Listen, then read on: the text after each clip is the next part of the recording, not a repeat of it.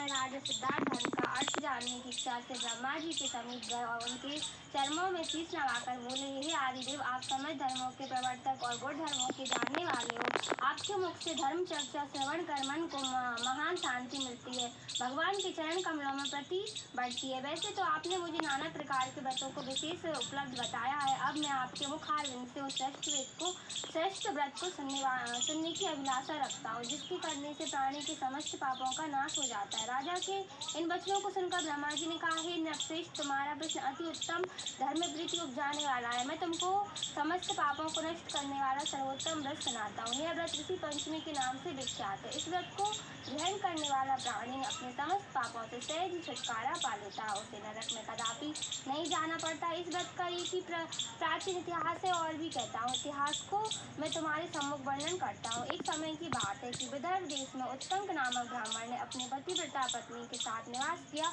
करता था। उस ब्राह्मण दंपत्ति के एक पुत्र और एक पुत्री थी। उसके पुत्र का नाम सुविभूषण था। वह कुशाल और तीक्ष्ण बुद्धि वाला। उसने अल्प काल में ही चारों वेदों को पढ़ लिया। हे राजन, उत्तंक ने अपनी पति के परामर्श से अपनी पुत्री का विवाह एक सुयोग्य ब्राह्मण कुमार के साथ कर दिया, किंतु भगवान की गति कुछ ऐसी थी कि कन्या विवाह ने एक पश्चात विधवा हो गई। अतः विधवा होने के पश्चात वह कन्या अपने धर्म का पालन करती हुई अपने पिता के यहाँ रहकर ही अपने समय को व्यतीत करने लगी। विधवा कन्या का दुख से दुखी होकर उत्तंक अपने घरवार को अपने पुत्र को सौंपकर अपनी स्त्री और कन्या को लेकर गंगा जी के किनारे चला गया। उसने वहाँ आश्रम बनाकर वेदों का पठन पाठन करने लगा। उसके पास कुछ ब्राह्मण भी वेद पढ़ने के लिए रहने लगे। कन्या भी अपने धर्म का पालन करती हुई अपना समय व्यतीत कर रही थी। वह नित्य प्रति मन लगाकर माता पिता की सेवा करती। एक दिन समस्त कार्यों से थककर वह शिला पर आराम करने के लिए लेट गई। थकान के कारण उसको अपने शरीर की ब्रह्माणी अचेत हो गई। तब उसे चेत हुआ। उसे अपनी सोती हुई कन्या को गोदी में उठाया और अपने पति को उत्तंक के सामने ले जाकर रख दिया। कन्या की दशा को देखते हुए ब्रह्माणी ने अपने पति से कहा, हे स्वामी, आप कृपा कर मुझे यह सब बताइए। मेरी सब साध्वी कन्या की दुर्दशा किस दुष्कर्म के कारण हुई है? अपनी भार्या की बातों को सुनकर उत्तंक मुनि थोड़ी देर के लिए शांत होकर हृदय में भगवान का ध्यान करने लगे और उन्होंने अपनी ज्ञान शक्ति के द्वारा कन्या के रूप जन्म के समस्त वृत्तांतों को जान लिया। तब वे अपने नेत्रों को खोलकर बोले, हे प्रिय, यह कन्या अपने पहले जन्म में एक ब्राह्मणी थी। उस समय इसने राजशिला होते हुए भी एक समय घर के घड़े आदि बर्तनों को छू लिया। उसी पाप के कारण इसे शरीर में कीड़े पड़ गए। इससे शुद्ध होने के कारण अपनी सखियों के साथ ऋषि पंचमी व्रत को देखकर भी उसका आदर नहीं किया।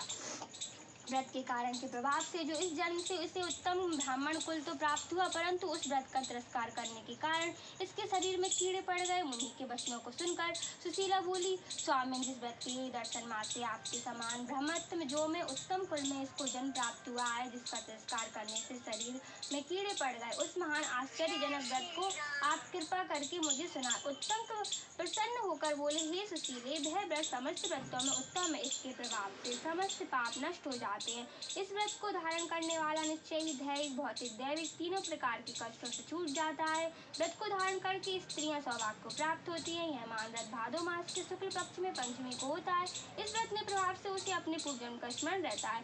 भागवत पुराण के ऋषि पंचमी की कथा बोलो। ऋषि पंचमी भगवान सप्तऋषि की जय।